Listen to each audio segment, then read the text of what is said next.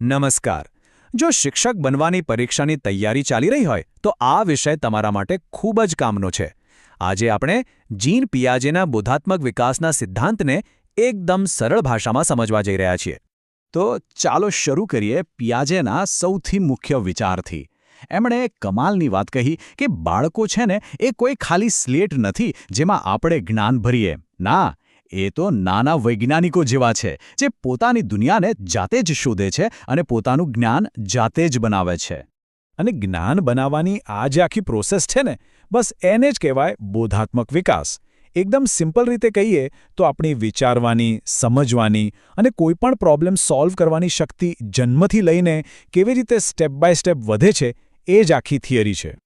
Okay, તો આ આખી વાતને આપણે કઈ રીતે સમજવાના છીએ? આ રહ્યો આપણો પ્લાન. પહેલા પિયાજેનો મુખ્ય વિચાર, પછી એક 4 તબક્કા અને છેલ્લે પરીક્ષા માટે એક ફટાફટ રીકેપ. ચાલો શરૂ કરીએ. તો આવી ગયા છીએ આપણે પહેલા તબક્કા પર. સ્ટેજ 1, સંવેદનોની દુનિયા, એટલે કે સંવેદનિક કારક તબક્કો. તો જન્મથી માંડીને લગભગ 2 વર્ષ સુધી બાળક દુનિયાને કઈ રીતે ઓળખે? એની પાસે કોઈ ભાષા તો છે નહીં, તો બધો જ ખેલ છે એની ઇન્દ્રિયોનો. એટલે કે જોઈને, સાંભળીને, સ્પર્શ કરીને, ચાખીને અને શારીરિક ક્રિયાઓથી. જેમ કે કોઈ પણ વસ્તુ હાથમાં આવે એટલે સીધી મોંમાં. આ સ્ટેજમાં જે સૌથી મોટી વસ્તુ શીખવાની હોય છે એ છે પદાર્થ સ્થાયિત્વ. હવે આ શું છે? બહુ સહેલું છે. સમજો કે બાળકની સામે એક રમકડું છે. એ ખુશ છે, પણ તમે એ રમકડાને ઓશિકા નીચે છુપાવી દો તો બસ, બાળકના મગજમાંથી એ રમકડું ગાયબ. એના માટે જે દેખાતું નથી એનું અસ્તિત્વ જ નથી. Out of site, out of mind, literally. ચલો, તો હવે એક નાનકડો સવાલ.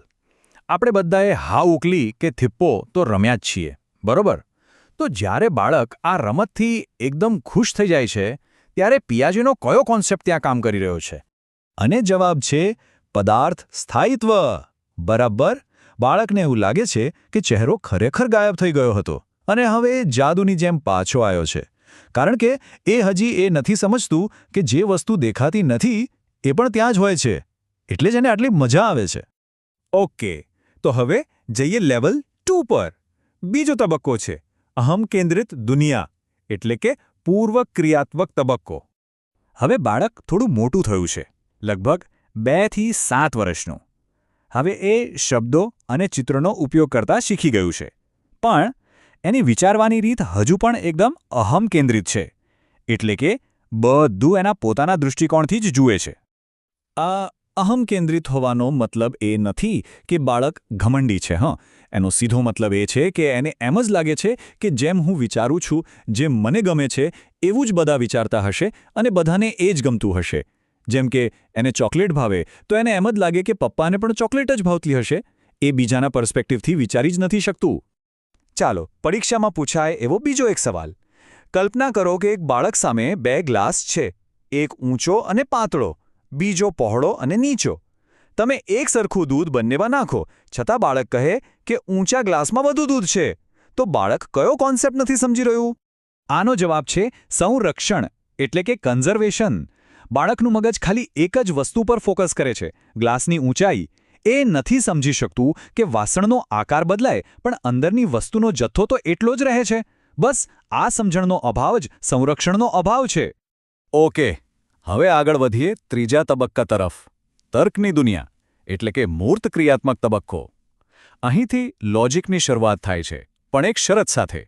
લગભગ 7 થી 12 વર્ષની ઉંમરમાં બાળકના મગજમાં લોજિકલ થિંકિંગ ડેવલપ થવા લાગે છે. હવે એ વસ્તુઓને વર્ગીકૃત કરી શકે છે, સરખામણી કરી શકે છે, પણ યાદ રાખજો, આ બધું લોજિક ફક્ત મૂર્ત એટલે કે એવી વસ્તુઓ પર જ કામ કરે છે જેને એ જોઈ શકે છે, અડી શકે છે. આને એક ઉદાહરણથી સમજીએ. જો તમે બાળકને 3 લાકડીઓ બતાવીને કહો કે એ બી કરતાં લાંબી છે અને બી એ સી કરતાં લાંબી છે, તો એ અને સીમાંથી કોણ લાંબુ? તો એ તરત જ કહી દેશે, કારણ કે એ લાકડીઓને જોઈ શકે છે. એના માટે લોજિક કોન્ક્રીટ છે. હવે એ જ સવાલ, પણ આ વખતે તમે લાકડીઓ બતાવતા નથી, ખાલી મોઢેથી જ પૂછો છો. અને બાળક કન્ફ્યુઝ થઈ જાય છે. તો કહી શકશો કે આ વિદ્યાર્થી પિયાજેના કયા તબક્કામાં હશે? એકદમ સાચું. જવાબ છે મૂર્ત ક્રિયાત્મક તબક્કો. કારણ કે એમનું લોજિક હજી પણ ભૌતિક દુનિયા સાથે એવી વસ્તુઓ સાથે બંધાયેલું છે જે એમની નજર સામે હોય. અને હવે આપણે પહોંચી ગયા છીએ ફાઇનલ સ્ટેજ પર. તબક્કો 4 વિચારોની દુનિયા એટલે કે ઔપચારિક ક્રિયાત્મક તબક્કો. અહીં વિચારશક્તિ હવે ભૌતિક દુનિયાના બંધનમાંથી આઝાદ થાય છે. 12 વર્ષ પછીની અવસ્થા. હવે વ્યક્તિ અમૂર્ત રીતે વિચારી શકે છે. એટલે કે એવી બાબતો વિશે પણ વિચારી શકે છે જે એની સામે નથી. કાલ્પનિક પરિસ્થિતિઓ, સિદ્ધાંતો, નૈતિકતા આ બધી ઊંડી વાતો હવે સમજાવા લાગે છે. પેલું લાકડીવાળું ઉદાહરણ યાદ છે? હવે આ સ્ટેજમાં એ જ સવાલ જો તમે ખાલી મોઢેથી પૂછો તો પણ વ્યક્તિ તરત જ મનમાં ગણતરી કહીને જવાબ આપી દેશે. એને હવે લાકડીઓ જોવાની કોઈ જરૂર નથી. બસ આ જ છે એબ્સ્ટ્રેક્ટ થિંકિંગ. તો બસ આ હતા પિયાજેના 4 તબક્કા. ચાલો હવે પરીક્ષા માટે સૌથી અગત્યનો ભાગ એટલે કે એક ક્વિક રિવિઝન કરી લઈએ, જેથી બધું બરાબર યાદ રહી જાય. આ જે ટેબલ દેખાય છે ને, એ સમજો કે આખા ટોપિકનો સાર છે. કયો તબક્કો, કઈ ઉંમર અને એની સૌથી મોટી ખાસિયત શું. પરીક્ષા પહેલાં ખાલી આટલું જોઈ લેશો ને તો પણ ઘણું યાદ આવી જશે. સંવેદનિક કારકમાં પદાર્થ સ્થાયિત્વ, પૂર્વક્રિયાત્મકમાં અહમ કેન્દ્રિત, મૂર્ત ક્રિયાત્મકમાં મૂર્ત તર્ક અને ઔપચારિક ક્રિયાત્મકમાં અમૂર્ત વિચાર. બસ આટલું જ. પણ છેલ્લે એક સવાલ, આ બધું જાણવું એક શિક્ષક માટે શા માટે જરૂરી છે? કારણ કે આ ખાલી થિયરી નથી. આ એ સમજવાની ચાવી છે કે 9 વર્ષના બાળકને કોઈ પ્રયોગ કેમ નજરે બતાવવો પડે છે, જ્યારે 15 વર્ષનો વિદ્યાર્થી એ જ વસ્તુ ખાલી વર્ણનથી સમજી શકે છે. જો આપણે જાણીએ કે બાળક કયા સ્ટેજ પર છે તો આપણે એને વધુ સારી રીતે શીખવી શકીએ છીએ. અને એ જ તો એક સારા શિક્ષકની નિશાની છે. સિદ્ધાંતનો આ એક ક્વિક રાઉન્ડઅપ છે. સ્વિસ મનોવૈજ્ઞાનિક જીન પિયાઝેના મતે બાળકો કોઈ ખાલી વાસણ નથી જેમાં આપણે જ્ઞાન ભરવાનું છે, પણ તેઓ તો ખરા અર્થમાં નાના વૈજ્ઞાનિકો છે જે આસપાસના વાતાવરણમાંથી જાતે જ જ્ઞાન બનાવે છે. પ્રથમ 0 થી 7 વર્ષનો શરૂઆતી તબક્કો. આ ઉંમરે બાળકના મગજમાં 2 મોટા જાદુ થાય છે. પહેલા 2 વર્ષમાં તેઓ પદાર્થ સ્થાયિત્વ શીખે છે, એટલે કે મમ્મી સંતાઈ જાય તો પણ તેમને ખબર હોય છે કે મમ્મી ક્યાંક તો છે જ. અને 7 વર્ષ સુધી તેઓ પોતાની જ દુનિયામાં મસ્ત હોય છે. એટલે કે જો મને ડોરેમોન ગમે છે તો આખી દુનિયાને ગમતું જ હશે એવું તેઓ માને છે, કારણ કે તેઓ હજુ બીજાનો પોઈન્ટ ઓફ વ્યૂ નથી સમજી શકતા. બીજું 7 થી 12 વર્ષની ઉંમરનો મૂર્ત ક્રિયાત્મક તબક્કો.